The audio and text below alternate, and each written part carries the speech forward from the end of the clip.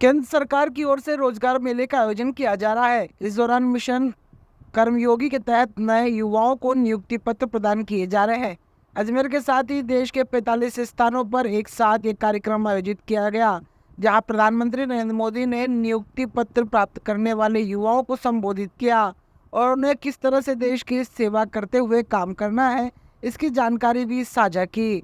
अजमेर के CRPF GC2 में जिला स्तरीय कार्यक्रम आयोजित किया गया, जहां केंद्रीय मंत्री अर्जुन राम मेघवाल मौजूद रहे, जिन्होंने 400 से अधिक युवाओं को नियुक्ति पत्र प्रदान किए। इस मौके पर विधायक वासुदेव देवनानी, अनीता बघेल के साथ ही सीआरपीएफ के उच्च अधिकारी भी मौजूद रहे।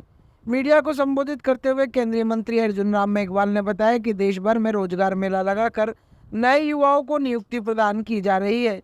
उन्होंने कहा कि ऐसा नहीं है कि यह नियुक्ति पहली बार दी जा रही है, पहले भी इस तरह की नियुक्ति सरकार की ओर से दी जाती रही थी, लेकिन प्रधानमंत्री नरेंद्र मोदी द्वारा सभी युवाओं को विशेष कर्मयोगी ट्रेनिंग दी जा रही है, जिससे कि वह अपनी जिम्मेदारियों को समझते हुए राष्ट्र के प्रति समर्पित रहकर अपने कार्य का निर्वहन कर सके। उन्होंने कहा कि देश भर में 51,000 युवाओं को नियुक्ति पत्र प्रदान किए गए हैं।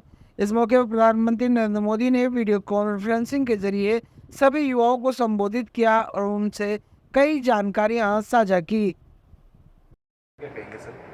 देखिए, राजस्थान की कानून व्यवस्था तो बिगड़ी हुई है।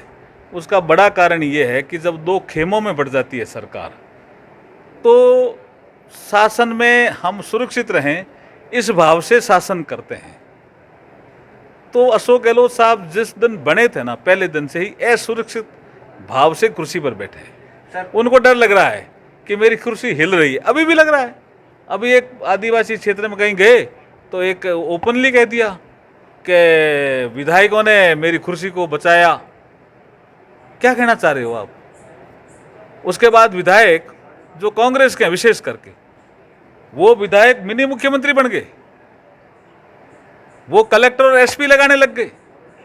जब वो कलेक्टर और एसपी लगाने लग गए तो कानून व्यवस्था बिगड़नी थी, और जो बिगड़ गई। सर, इसरो के कार्मिकों को 17 महीने से सैलरी नहीं मिल। मैं यही तो कह रहा हूं, गुड गवर्नेंस के नाम पे शासन में आई कांग्रेस की सरकार, गवर्नेंस गायब है, डेवलपमेंट गायब हो गया, और खाली कुर्सी कैसे बची रहे इस दिशा में ही काम हो रहा है। सर, चुनावी सेशन है, इंडिया वर्सेस एनडीए चल रहा है। 4 पार्टियां और जुड़ने का दावा कांग्रेस कर रही है। 31 और 1 को बैठक भी होने वाली वापस से। 31 की बैठक में तो आपको पता चल रहा है ना कि इन्होंने कह दिया, अशोक गहलोत जी ने भी, कि राहुल गांधी जी को नेता बनाओ।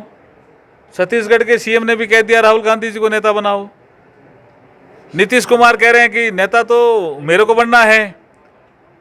इधर ममता जी कह रही है, भाई ये पहले ही हमने कह दिया था कि राहुल गांधी का नेतृत्व हमें मंजूर नहीं होगा। तो 31 की बैठक का एजेंडा तो पहले ही सामने आ गया ना।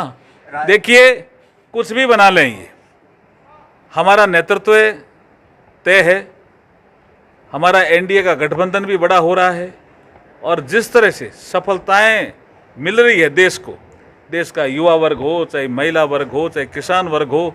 आप चंद्रयान 3 की सफलता छोटी सफलता मानते हो क्या? क्या इको बना होगा देश में? तो ऐसे कहां नरेंद्र मोदी जी के सामने टिक पाएंगे जी? ठीक है, राजस्थान में कांग्रेस सरकार रिपीट होने का दावा कर रही है, 156 प्लस की बात कर रही है। देखिए, पता नहीं किस आधार पर वो 156 जो पहले कभी आगे होंगे उस आधार पर कह रहे हैं। ऐसे तो 163 हमारे भी आए। ये क्या दावा है जी उनका? आप ये कहिए कि उन्होंने एक बार कहा कि हमारे सर्वे में हम 156 आ रहे हैं। मैं चाह रहा हूं कि अशोक गहलोत साहब उस सर्वे को उजागर करें। झूठ बोल रहे हैं जी सरासर। कांग्रेस सरकार जा रही है जी, 100% जा रही है। अब तो आप भी कह रहे हो, और जो लोग आंकलन करने वाले लोग हैं वो भी कह रहे हैं। लेकिन प्रदेश में बीजेपी ने भी सीएम फेस अभी तक साफ नहीं किया। ऐसा है कि हमारे देश काल परिस्थिति के अनुसार हम चुनाव लड़ते आए हैं। हमारी पार्टी पुरानी पार्टी है, मजबूत पार्टी है, संगठन आधारित पार्टी है। हमारी पार्टी ने तय किया, मोटा मोटा तय किया है कि हम मिलकर के चुनाव लड़ेंगे। उसमें उनको क्या आपत्ति है जी? देखिए, 400 से ज़्यादा नियुक्ति पत्र आज यहाँ दिए गए, लेकिन जो सभागार में करीब 302 लोग बैठे थे, और सभी ये अर्धसैनिक बलों से जुड़े हुए लोग हैं जिनको नियुक्ति पत्र मिला है। Sub inspector, head constable, constable, CRPF के भी थे, एसएसबी की थे, आईटीबीपी के थे। ये इस तरह के अर्धसैनिक बलों से, सुरक्षा बलों से जुड़े हुए ये कार्मिक थे जिनको आज नियुक्ति पत्र मिला। ये जो कार्यक्रम प्रधानमंत्री जी ने हाथ में लिया है, ये सिस्टम को पारदर्शी बनाने के लिए लिया गया है। नियुक्तियां पहले भी होती थी, ये नहीं ऐसा कह सकते कि नहीं होती, लेकिन ऑनलाइन एग्जामिनेशन, फॉर्म छोटा कर देना, सिंपल, एकदम सिंपल, जो गांव का आदमी भी अपने घर बैठ करके भर सके, परीक्षा के लिए कहीं जाना नहीं, अपने ऑनलाइन एग्जामिनेशन देना, और उसके बाद उसकी कॉपी का भी जो जांच है वो भी पारदर्शी होते ही पता चल जाता है कि आपके परसेंट में इतने प्रश्न आपके ठीक थे, इसलिए आपके इतने नंबर मिले, इसलिए किसी को कोई आपत्ति नहीं।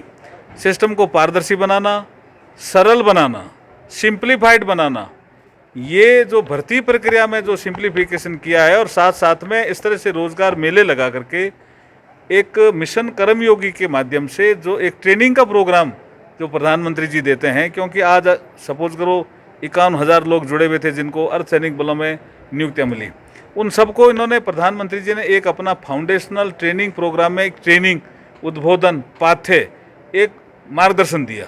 ऐसे ही 45 स्थानों पर हम मंत्री को भी भेजा गया है, तो हम लोग भी हमारे वरिष्ठ सहयोगियों के साथ यहाँ पर जो जिनको भी नियुक्ति पत्र मिलता है उनको जो एक पाठ पढ़ाते हैं, एक जो मार्गदर्शन देते हैं, वो उनके जीवन में काम आता है।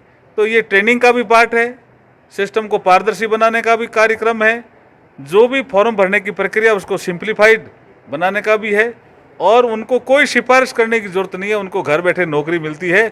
अभी बटन दबाया, उनके मेल पे नियुक्ति पत्र चला गया, वो घर जाके नियुक्ति पत्र देखेंगे तो घर में आज ही उनके खुशी लहर जाएगी, दौड़ जाएगी। ऐसा कार्यक्रम आज था, और मैं अजमेर में कई बार आ चुका हूँ, आपसे कई बार भेंट भी हो चुकी है। आपको भी इस अवसर पर बधाई। हमारे यहाँ नर्सरी में Thailand, Malaysia, Maharashtra, MP, Karnataka, Bangalore, UP में पाए जाने वाले फ्लो के पौधे और आयुर्वेदिक वास्तु नक्षत्र के पौधे मिलने का एकमात्र स्थान Dhanraj nursery form, Nagaur road, Pushkar कोटी।